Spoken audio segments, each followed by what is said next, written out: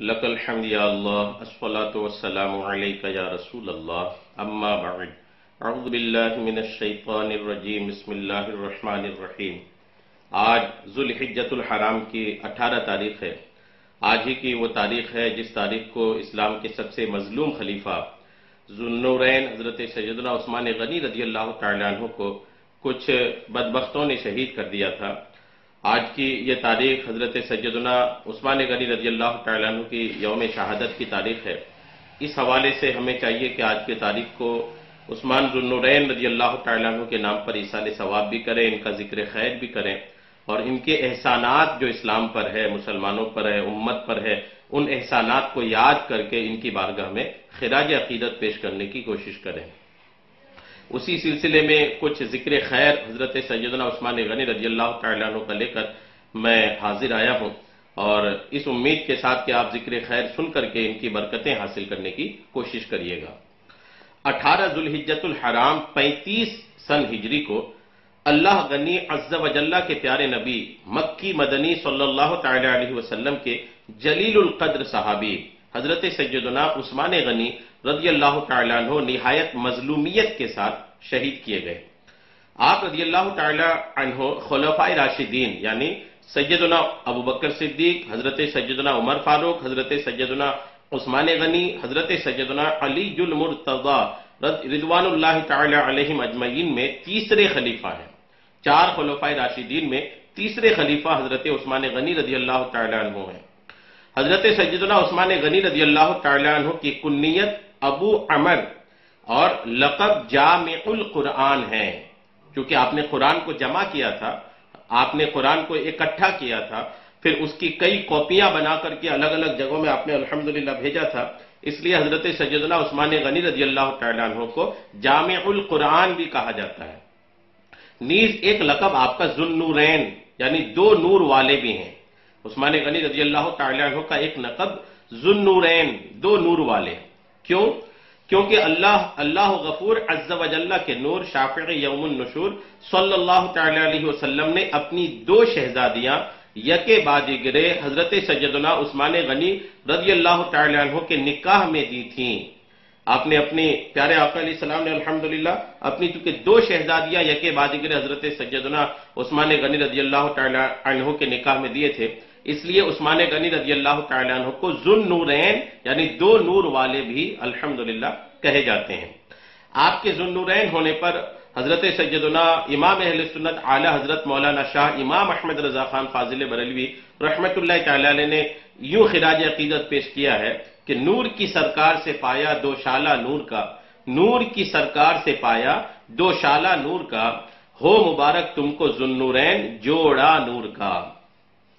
الحمدللہ حضرت سیدنا عثمان غنی رضی اللہ تعالیٰ عنہ کی عظیم شان ہے، اور آپ کی جو مظلومیت ہے وہ بھی ایک معاملہ ہے کہ 4 خلفاء میں اور آپ کے بعد بھی جتنے خلیفہ بنے ان تمام خلفاء میں بھی مظلومیت کا ایک جو معاملہ آپ کے ساتھ ہوا، ایک مظلوم خلیفہ کے نام پر تاریخ اسلام میں آپ کو یاد کیا جاتا ہے۔ حضرت سیدنا ابو قلابہ رضی اللہ تعالیٰ عنہ صحابی رسول ہیں۔ ان کا بیان ہے کہ میں نے ملک شام کی سرزمین میں ایک آدمی دیکھا جو بار بار یہ صدا لگا رہا تھا، یہ آواز لگا رہا تھا، ہائے افسوس میرے لیے جہنم ہے۔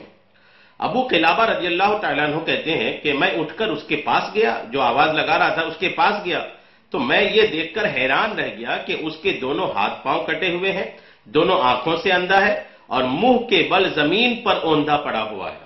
دونوں ہاتھ دونوں پیر کٹے ہیں، آنکھوں سے اندھا بھی اور منہ کے بل زمین پر پڑا ہوا ہے، اور بار بار یہی کہے جا رہا ہے ہائے افسوس میرے لیے جہنم ہے۔ تو حضرت سیدنا ابو قلابہ رضی اللہ تعالیٰ عنہ کہتے ہیں کہ میں نے اس شخص سے پوچھا، اے آدمی کیوں اور کس بنا پر تو یہ کہہ رہا ہے؟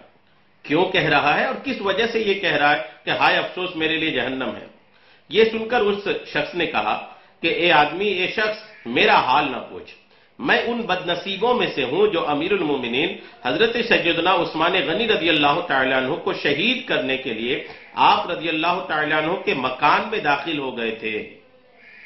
کچھ لوگوں نے حضرت سیدنا عثمان غنی رضی اللہ تعالیٰ عنہ کا گھر گھیر لیا تھا آخری دنوں میں آپ کو مارنے کے لیے، گھیر لیا تھا، اور جب دروازے وغیرہ بند تھے، اور پھر یہ کہ حضرت علی رضی اللہ تعالیٰ عنہ نے اپنے دونوں شہزادے امام حسن اور امام حسین رضی اللہ تعالیٰ عنہ کو حضرت عثمان غنی رضی اللہ تعالیٰ عنہ کے مکان کے دروازے کے باہر دونوں کو تلواریں لے کر کے کھڑے کر دیا، تو کسی کی ہمت یہ تو نہیں ہوئی کہ دروازے کی طرف سے اندر جائیں، کہ امام حسن اور امام حسین دونوں کھڑے ہوئے ہیں، اور دیگر معزز صحابہ کے شہزادے بھی وہاں پر تلواریں لے کے کھڑے تھے، تو دروازے سے جانے کی جب ہمت نہیں ہوئی تو کچھ لوگ چھت پر سے چھت توڑ کر کے حضرت عثمان غنی رضی اللہ تعالیٰ عنہ کے گھر میں داخل ہوئے، یعنی پہلے پڑوس کے گھر میں گئے، اور پڑوس کے گھر سے عثمان غنی رضی اللہ تعالیٰ عنہ کی چھت پہ گئے، اور چھت پہ سرنگ کر کے سوراخ کر کے پھر عثمان غنی رضی اللہ تعالیٰ عنہ کے مکان میں گھس گئے تھے۔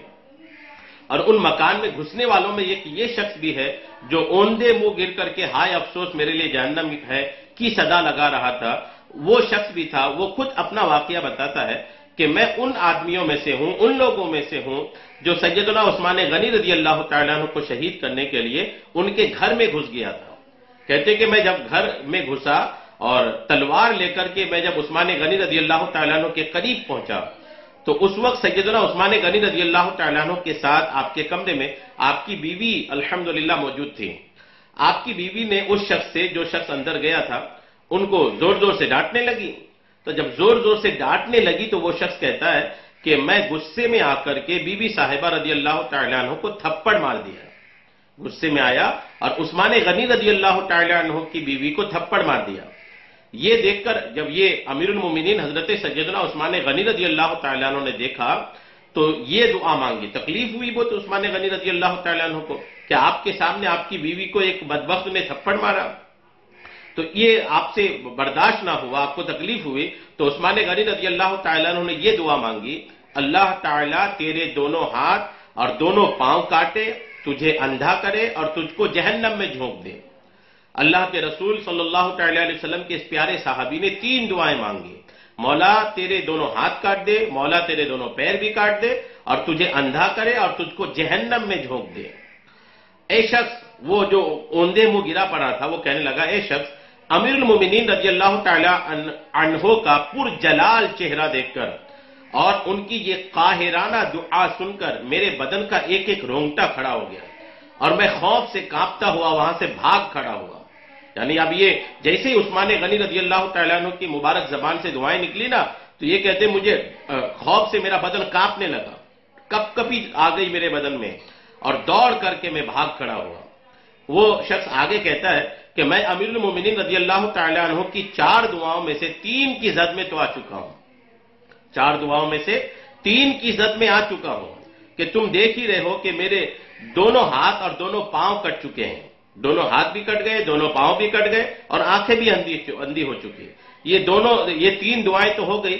اب ایک اور دعا عثمان غنی رضی اللہ تعالیٰ عنہ نے یہ کہا تھا کہ تمہیں اللہ تبارک و تعالیٰ جہنم میں ڈالے، تو کہتے جب 3 دعائیں پوری ہو گئی تو 4تھی دعا بھی ضرور پوری ہوگی، اور میں جہنمی ہوں، اس خوف سے، اس ڈر سے میں رو رہا ہوں۔ اب صرف 4تھی دعا یعنی میرا جہنم میں داخل ہونا باقی رہ گیا ہے۔ تو یہ شان عثمان غنی رضی اللہ تعالیٰ عنہ ہے کہ ان کی زبان سے جو بات نکلتی ہے، اللہ تبارک و تعالیٰ اس بات کو، وہی بات کو ہو بہو الحمدللہ قبول فرماتا ہے۔ جیسا انہوں نے جس کے لیے فرمایا وہ ہو کر کے رہا۔ یہ عثمان غنی رضی اللہ تعالیٰ عنہ کی زبان کی برکتیں ہیں۔ یہ جو میں نے آپ کو روایت عرض کیا، یہ الریاض النظرہ للمحب التبری جلد نمبر 3 صفحہ نمبر 41 کے اندر الحمدللہ موجود ہے۔ اور اس تعلق سے اور بھی ایک آپ واقعہ ملاحظہ فرمائیے۔ حضرت عثمان غنی رضی اللہ تعالیٰ عنہ الحمدللہ آغاز اسلام ہی میں اسلام قبول کر لیا تھا۔ جب اسلام کا آغاز ہو رہا تھا، شروعات تھا، اسی وقت آپ نے اسلام قبول کر لیا تھا۔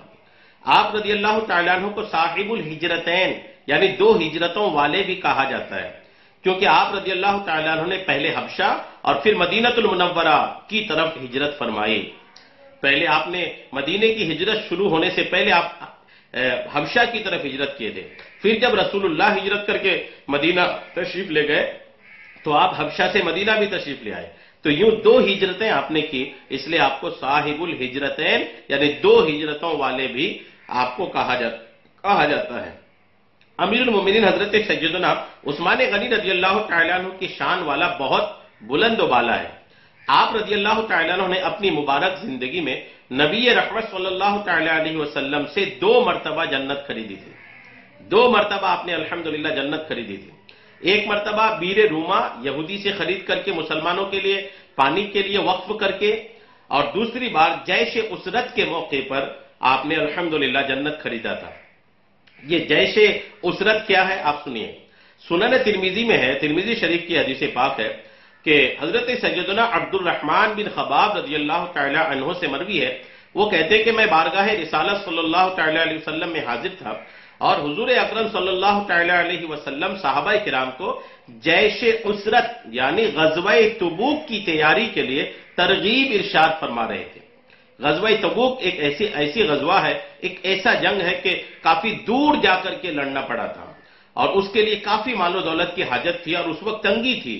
اسرت کا مطلب ہوتا ہے تنگی. تو جیش اسرت مطلب تنگی والا فوج، تنگی والے سپہ سالار. جیش مطلب فوج کو بولتے ہیں، سپاہیوں کو بولتے ہیں.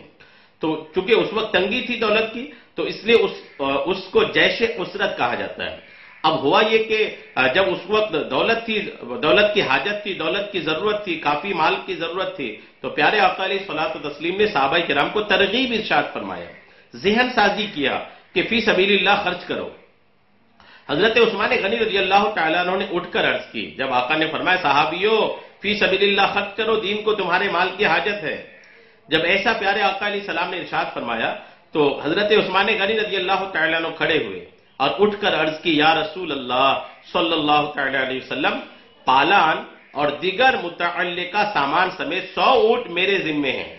الحمدللہ پہلی بولی میں ہی ارشاد فرمایا، پالان جو گھوڑے کے اوپر رکھتے ہیں، اور دیگر متعلقہ سامان جو آدمی کو لڑنے کے لیے دیگر حفاظت کے لیے چاہیے، پالان دیگر متعلقہ سامان کے ساتھ ساتھ 100 اونٹ پہلی بولی میں عثمان غنی نے پیش کیا.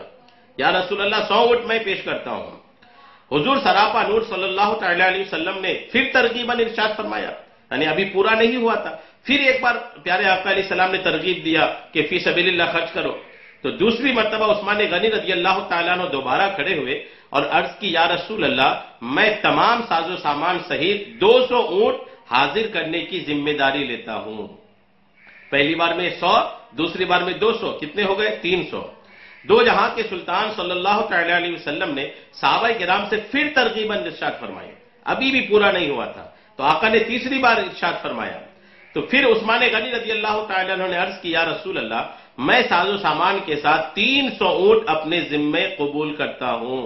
پہلے 100، پھر 200، اب 300، یعنی 600 اونٹ ساز و سامان کے ساتھ فی سبیل اللہ دینے کے لیے الحمدللہ آپ تیار ہو گئے.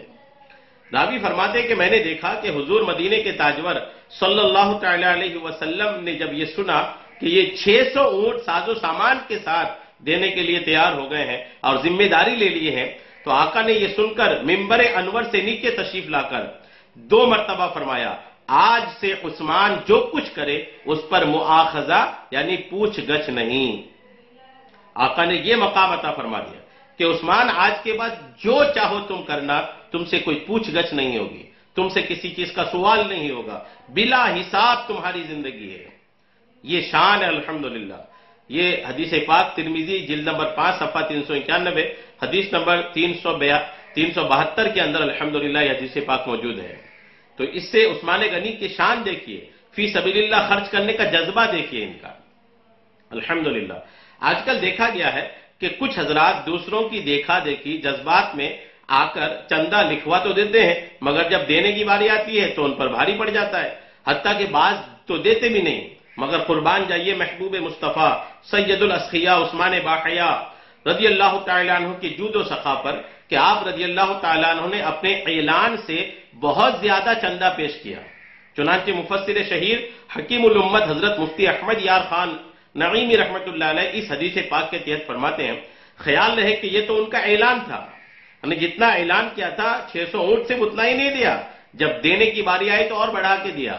مفتی صاحب لکھتے ہیں کہ یہ تو ان کا اعلان تھا، مگر حاضر کرنے کے وقت آپ رضی اللہ تعالیٰ عنہ نے 950 اونٹ، 50 گھوڑے اور 1000 اشرفیاں بھی پیش کی. پھر بعد میں 10,000 اشرفیاں اور پیش کی. بتائیے اتنی ساری چیزیں، اتنے سارے صدقات الحمدللہ اس وقت عثمان غنی رضی اللہ تعالیٰ عنہ نے پیش کیا۔ مفتی صاحب مزید فرماتے ہیں خیال رہے کہ آپ رضی اللہ تعالیٰ عنہ نے پہلی بار میں 100 کا اعلان کیا، دوسری بار میں 100 اونٹ کے علاوہ اور 200 کا، اور تیسری بار میں 300 کا، کل 600 اونٹ پیش کرنے کا آپ نے الحمدللہ اعلان فرمایا تھا۔ یہ ہے حضرت عثمان غنی رضی اللہ تعالیٰ عنہ کی عظمت و شان، بڑی عظمت و شان والے الحمدللہ آپ ہیں۔ آج وہ تاریخ ہے کہ جس تاریخ کو نہایت ہی مظلومانہ انداز میں، نہایت ہی پریشان کن انداز میں کچھ لوگوں نے حضرت عثمان غنی رضی اللہ تعالیٰ عنہ پر پانی بند کر کے، کھانا بند کر کے، گھر کو گھیر کر کے، کئی دنوں تک آپ کو گھر میں مقید رکھ کر کے، قید رکھ کر کے، ظالمانہ طور پر کچھ لوگوں نے عثمان غنی رضی اللہ تعالیٰ عنہ کو شہید کیا تھا۔ اللہ تبارک و تعالی حضرت سیدنا عثمان غنی رضی اللہ تعالیٰ عنہ کی شہادت کا صدقہ اور ان کی برکتیں ہم سب کو نصیب فرمائے، آمین بجاہ النبی الامین صلی اللہ تعالی علیہ وسلم۔